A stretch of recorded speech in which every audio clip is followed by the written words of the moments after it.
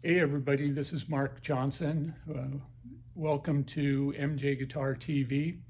I'm here with Steve Klein, and we're going to do a little interview.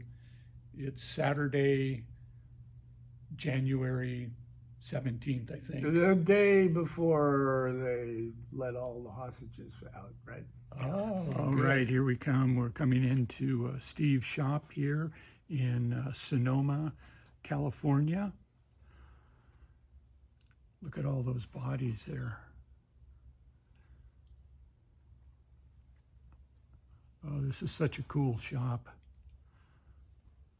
Here's a bandsaw that he made when I don't know how many years ago, a long time ago, in his parents' 50 years ago, probably. 50 years ago. Maybe 55.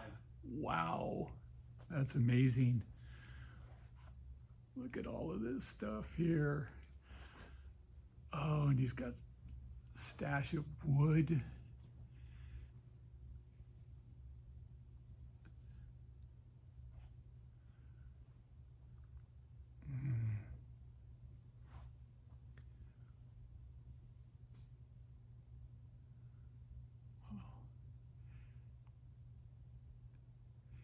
I just love the lighting too, where you've got these little dedicated lights at little work stations there.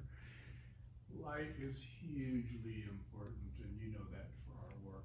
Yeah. There's many different angles and types of light. Daylight, I often will step outside. Oh, that's, yeah, absolutely. Look at all of these. All right. Latest run of headless bodies. Yeah. My old fret slot machine. Another one built in my parents' basement. Been modified many times since, but that still cuts all of the slots on all of my necks. It also cut all the fingerboards for Jerry Garcia's guitars. Oh, that's cool. It's got some history there. It does. It's more famous than I am, as far as I'm concerned. All right. So, yeah, this interview with Steve, the reason I wanted to do this is because I think he's probably one of the greatest guitar builders there is. He's taken craftsmanship to a level that most people don't even understand. And so... Well, bless you, Mark. Yeah. And it's been absolutely wonderful to have you on the team doing my finished work. Wow, geez. Headless guitars for when Steinberger was assembling the instruments back in the early 90s. Wow. So we go back a ways too, sir. You know, Steve, I was thinking about that actually last night. And I don't know if you remember this, but Prairie Sun did a little thing when they were in Katati. Oh, yeah. And I think that was like 46, 48 years ago. And that's when I first met you. Oh, wow. Oh, well, I just talked to Muka last week. Really? Yeah. You know, he's bouncing back and forth now that he's spending time in Oregon. But he still comes back to Sonoma County. Yeah. And so... I love the synchronicity and the history of how it's come together, you know. You know, another thing I was thinking about that would be kind of cool here is because you've been doing this for over 50 years, right? Yeah, 55 plus. That is absolutely amazing that you've dedicated that much of your life to this craft. Well, you know, I baked some bagels in there. I did some steam bending for the Lucasfilm people on chairs for the cafeteria. You have to be flexible. I've always called myself just a wood hack, pretty much. But yeah, I always came back. Always came back. Always fascinated by the wonderful diversity of the guitar world. Yeah. It takes so many different shapes. It's not just a violin. It's not just a saxophone. It's a guitar of how many strings, what colors, what woods. I don't think there's any other instrument that we call a guitar, a single thing that takes so many different forms. especially when you add in, flamenco, classical. Infinitely variable, it seems, doesn't it? Yes. Yeah. It's been its intrigue. Yeah. Hey, well, show us something that you really like, something that really makes you happy. Okay, I'm going to start right here. Okay. I was encouraged by a customer in Korea to create an even more chambered version of my chambered guitar. Primarily, now it's a hollow guitar. And in fact, my logo is now the sound hole. Oh, that's beautiful. I know you told me about that, but now I get to see it. That was a real challenge to be able to create a chamber underneath a spot where I still wanted to have the cutaway for the body. Yep. But I'm very happy with it. And working on several others, more chambered stuff. The chamber is truly a chambered instrument. Look at you can that. see that's what it looks like inside. Mm-hmm. The only difference in this and this is the way this has been cut out to be able to access. I see. So, so that's kind of the latest fun thing. Okay. Working on another Fibonacci acoustic. A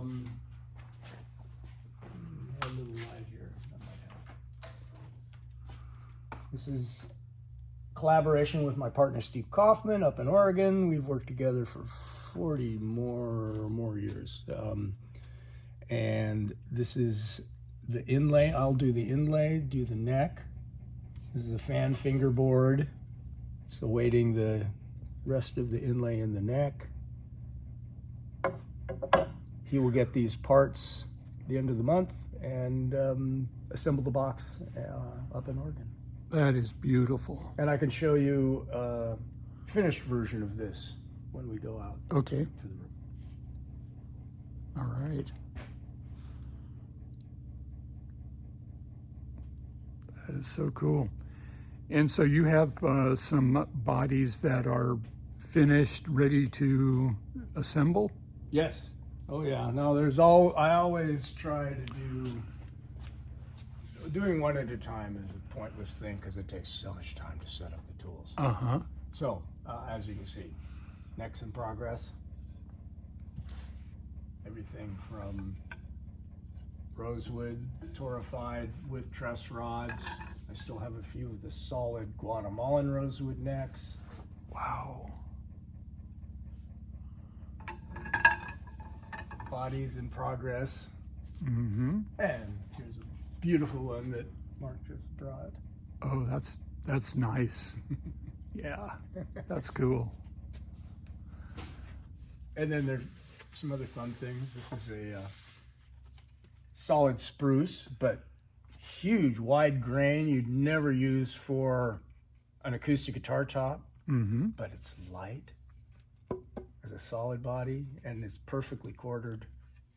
That's just a spectacular sounding guitar. Yeah. Right there. Now, on that one, you're putting an oil finish on that? Yes, this is That is nice. It's a wipe-on poly for just a little added color, and then a true oil. That's the gunstock oil. Mm-hmm.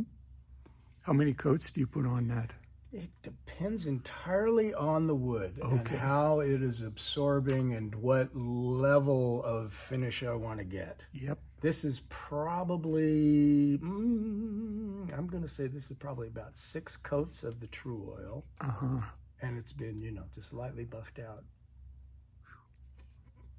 All right. It's such a nice thin finish. Yeah. Yeah. I really like that on necks. It really makes a neck feel nice and warm. And are you using them on the necks also? Yep. Oh, look at that. So that's torrefied maple. This is one of the truss rod versions. And that's all done with the same process. Mm-hmm. And my good old buffing wheels. All right. That's beautiful. All right, Steve, did you want to go over and show or What was I think we're going to do one more thing over here, just to show some variety. This is such a cool space right here. Oh, you got to see this. Yeah. What, all my medications and all? Oh, I'm sorry, we're not supposed to show that. Oh, yeah, it's mainly vitamins. Okay. It's mainly vitamins. Good. There's another beautiful finish done by our friend here, Mr. Johnson. It's again redwood body. Beautiful color. You can still see the grain. Again, the torrefied maple neck, fingerboard.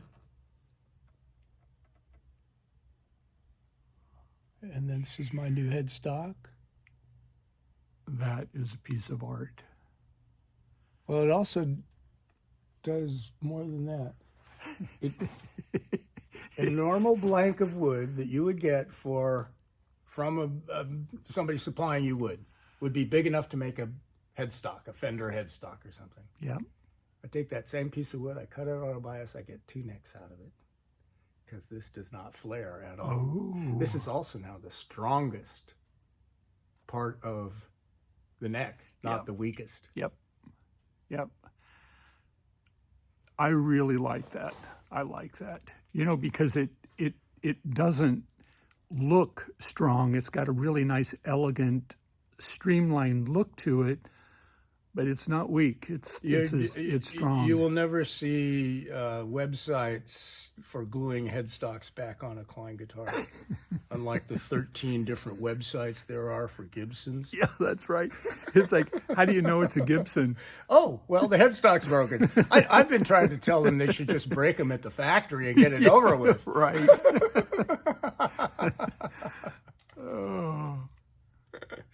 Oh, that's nice, Steve. Yeah, and I've got happy customers. I've got Joe Walsh, Steve Miller. All own a couple of these. And, all right. yeah.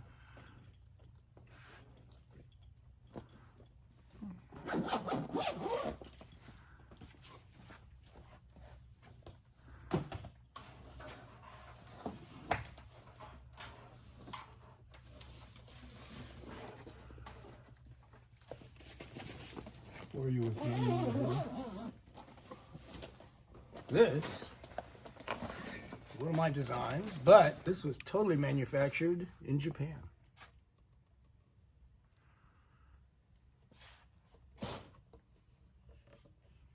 It's by Ergonomic Telecaster. I call it a Stelly. Mm-hmm. They also get the same torrefied maple. Now this neck I polished out. They have it done as a buff, but that's all done in Japan. I don't have to do a thing. Does that body have a finish on it? Yeah, that's got a very, very, very light version of the Trua. Uh-huh. Wonderful weight. I wish I could get the material that they get. Mm-hmm. But they're buying in volumes that Yep. and I've got enough wood. I don't need any more for now. Yeah.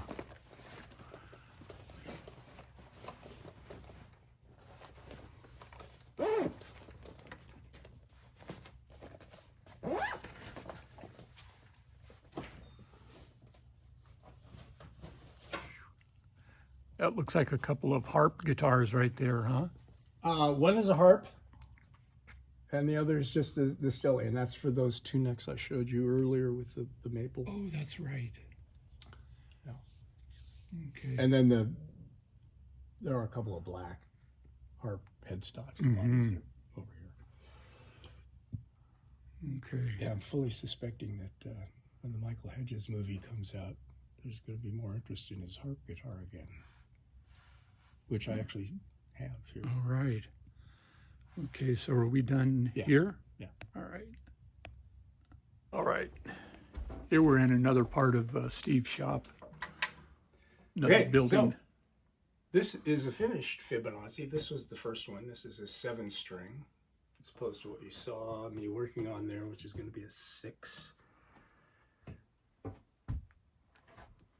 This is actually a Fibonacci of a California abalone shell.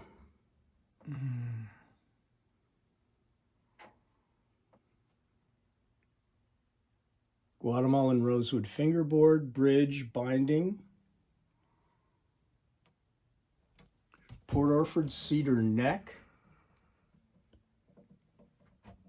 And myrtle or bay laurel back and sides.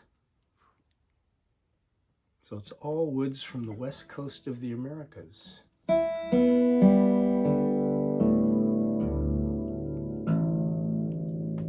Wow.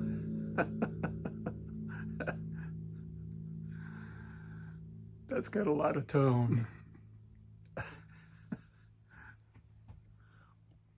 So that's that little guy. And just happen to have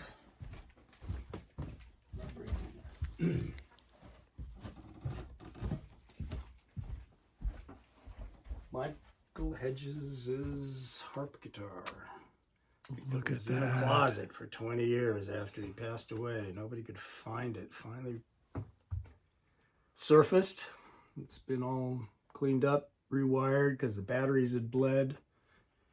But there's going to be a wonderful documentary about Michael's music and his life coming out. His son Misha and his brother Brendan are working on it. I've seen footage. It's just going to be spectacular. Really? So there's some scenes of Michael playing this. Wow. That's pretty impressive. All right. From the dark ages. It's a little dusty. That is impressive. Bronze castings for the head and the tail. There's a little stash compartment here. It's the whole thing is very modular. If you pull out the Allen head bolts here and here, the whole neck and pickup and bridge arrangement will come out of the instrument. So if you ever wanted to change all the hardware, you wouldn't have to damage anything else. Man. And look at those EMG pickups. I mean, those things Those are were made by old. Rob in his garage. In Santa Rosa. Huh? Yep. I remember that. Yeah, I would go by there and get pickups from them. Wow. So yeah, it's definitely a vintage beast. And this Yeah. wonderful Afghan camel harness for a strap. Man, that's cool. Hey, Steve, thanks a lot. I really appreciate the time there. I need to appreciate you for all of the help you have given me. This is never a one-man operation. It's All right. always a team. All right. Always Hey, a team. thank you my so friend. much. All right.